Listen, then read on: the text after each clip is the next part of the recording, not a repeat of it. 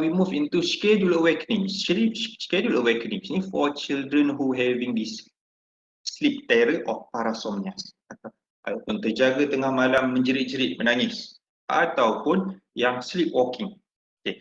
Bagi tuan-puan anak-anak yang mengalami masalah ni, mungkin dia boleh tidur pada pukul 10 malam tapi dia kerap terjaga, hari-hari terjaga pada pukul 3 pagi menjerit dan menangis. So apa ibu bapa penjaga boleh buat? Kalau dia biasa terjaga pukul 2 pagi, saya bagi contoh 2 pagi kita kejutkan anak tu setengah jam sebelum kejadian dia terjaga dan menjerit. Contohnya dia jaga pada pukul, dia akan terjaga pada pukul 2 pagi. Kita kejutkan dia pada pukul 1:30. Cara kita nak kejut, kita datang dekat katil dia, kita tepuk slowly, kita gosok badan dia, kita cakap bangun, slowly slowly. Jangan kasar, jangan terlalu kuat sangat sampai anak tu terjaga. Terjaga tu maksudnya dia terbuka mata. Kalau dia dah terbuka mata, kita tidurkan dia balik. Kita cuba tidurkan dia balik. Okay? Dan contoh, saya bagi contoh lain. Kalau biasa anak tertidur pada pukul 9:30 malam, tapi dia akan terjaga pada 11:30 malam. Itu waktu dia akan terjaga untuk menangis ke, menjerit ke. So kita kena kejutkan dia pada pukul 11 malam. Alright? Setengah jam sebelum kejadian tersebut terjadi. Okay? So kalau dan perkara ni kena buat hari-hari.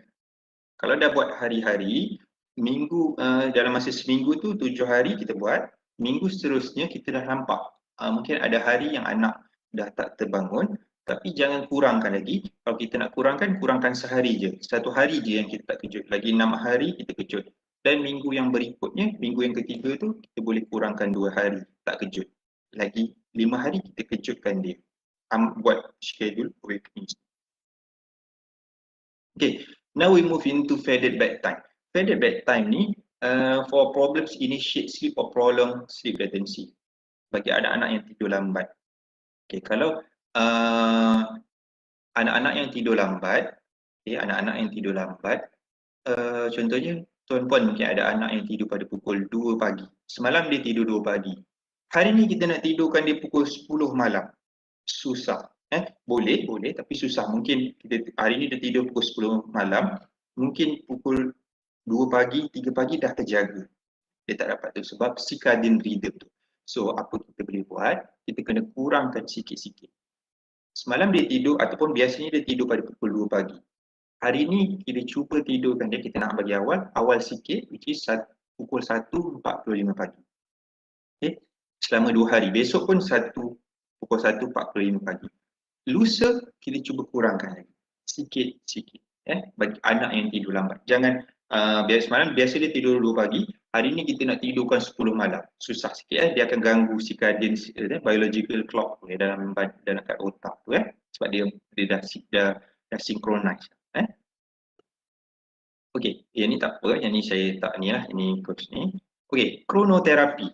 Chronotherapy bagi anak-anak yang anak perempuan yang tidur dia waktu tidur dia tak sekat, kita tak ni irregular Okey. Mungkin ada anak-anak yang waktu tidur dia dah jadi, waktu tidur dia mungkin tidur pada pukul 5 petang sampai 12 malam. Dan benda tu dah jadi rutin hari-hari.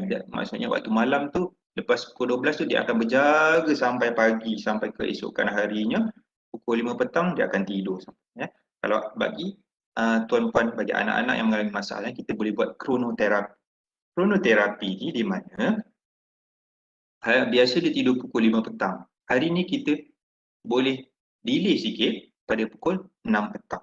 Esok 7 petang, 8, 9. Sikit-sikit. Kita cuba adjust sikit-sikit. Jangan terlalu adjust. Jangan biasa pukul 5 petang dia tidur sampai 12 malam. Hari ini kita nak tidurkan pukul 8 malam. Susah. Dia akan rutin mereka akan terganggu, dia akan terjaga tanpa sebab. Alright? Susah. Dia akan disrupt dia punya waktu tidur tu. Okay, stimulus feeding. Stimulus feeding just specifically target for co-sleeping. Usually our child is sleep with us. Okay, tapi ada hari, mulai hari ni kan, wife pun cakap dekat husband dia, bang, hari ni sekarang ni waktunya lah kita kena asingkan tidur dengan anak kita lah. kan. Mungkin wife cakap macam tu kat husband. Husband cakap, iyalah hari ni kita kena tidurkan asing lah dengan dia, inilah waktunya. So, bila nak asing kan, biasa anak tu tidur satu katil dengan kita, sebilik tidur dengan kita katil sama. Hari ni kita nak tidurkan bilik asing, nak tidurkan dia seorang-seorang, susah. Mungkin susah, mungkin dia akan menjerit, dia menangis, dia tantrum ke, dia tak suka lah, so dia rasa takut nak tidur seorang lagi. Apa ibu bapa boleh buat? Kita buat stimulus feeding.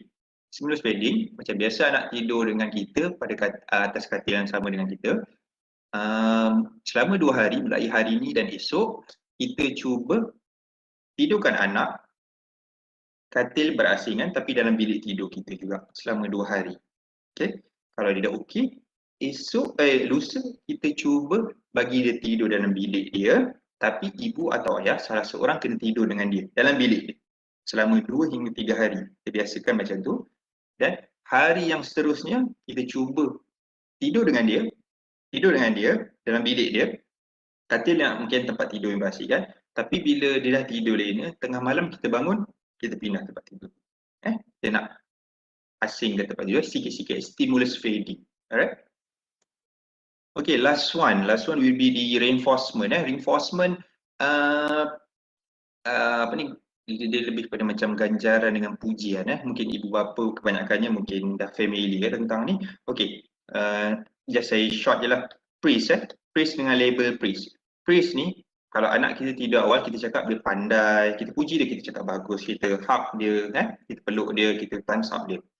Okay, kalau dia tidur awal ataupun dia apa ni, dia dengar, dia boleh tidur seorang, so kita bagi pujian. Tapi kalau bagi anak-anak tuan-puan yang dia faham, walaupun dia tak boleh balas, dia tak boleh pertuturan dia mungkin ada masalah, tapi dia faham apa kita cakap, apa kita sampaikan, kita cuba pakai yang best sikit lah, advance sikit, label praise. Label praise ni di mana kita bagi pujian dan kita nyatakan sekali kenapa kita puji. Contohnya saya bagi contoh, anak mama sekarang dah strong lah, dah kuat dah, boleh tidur seorang.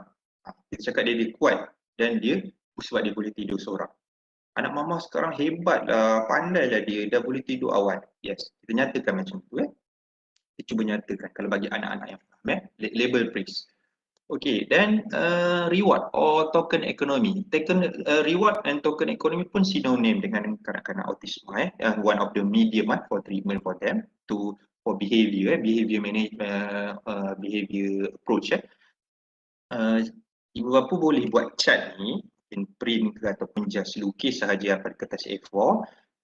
Contohnya I'm working for apa? Contohnya kita tahu anak kita suka apa yang dia suka. Kita kena pastikan apa yang betul-betul dia suka. Contohnya dia suka coklat. Contohlah saya bagi contoh, ataupun dia suka potato chips yang contohnya Pringles ke apa ke. Kita ataupun get toys pun boleh kita tampal dekat sini. I'm working for toys for example. Yang bintang ni, kalau hari yang anak tu tidur awal ataupun dia boleh tidur seorang, dia tak tidur lambat, dia tak main handphone ke apa, dah bagi dia satu bintang. Dan hari seterusnya kumpul, dapat satu bintang. Hari ketiga dapat. Kita kumpul sampai bintang ni cukup, kita bagi. Kita pakai reward or token ekonomi. Bagi anak-anak yang faham, walaupun masalah pertuturan ke, tapi dia faham, saya sangat galakkan guna token ekonomi guna token ekonomi supaya dia akan lebih behave, dia akan ikut kita. Okay, last just daytime routine. Daytime routine ni macam saya tahu sekarang kita macam musim PKP susah untuk pergi playground, keluar tu tapi kalau ibu bapa boleh bawa anak pergi playground ataupun bawa pergi keluar untuk physical activity, okay, bagus. Tapi kalau tak boleh, cuba buat di rumah, okay. Mungkin anak-anak tu dia yang kita tengok dia physical dia pun kuat, dia pun lari-lari, flapping hand, hyperactive, tapi itu yang tak not structure. Kita kena bagi yang structure. Contohnya ada yang merangkak, melompat, memanjat, structure activity. Sebab bila dibuat pada siang hari ni, nanti waktu malam badan dia lebih tenang, calm, regulate and senang untuk tidur. Ni daytime routine. Okay, this is just a sleep practice. Just practice, keep the bedroom cool, dark and quiet. Okay, help them feel calm and secure, establish a sleep ritual. Contohnya toothbrushing, okay. But please just bukan avoid, just delay for the, just identify whether your child having the oral hypersensitivity. Kalau ada if the child your child having the oral hypersensitivity, please make this routine earlier, 3 jam atau 2 jam sebelum waktu tidur. Okay, bed and wake time sama, kena kekalkan. Avoid stimulant, right?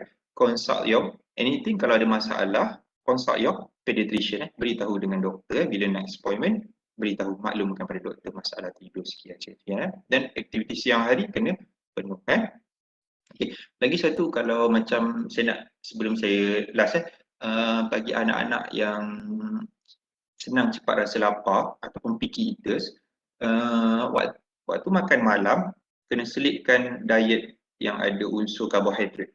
Karbohidrat, sumber karbohidrat macam nasi atau roti. Sebab sumber karbohidrat dia akan delay dari hunger, the feeling of hunger, rasa lapar tu dia akan delay sikit.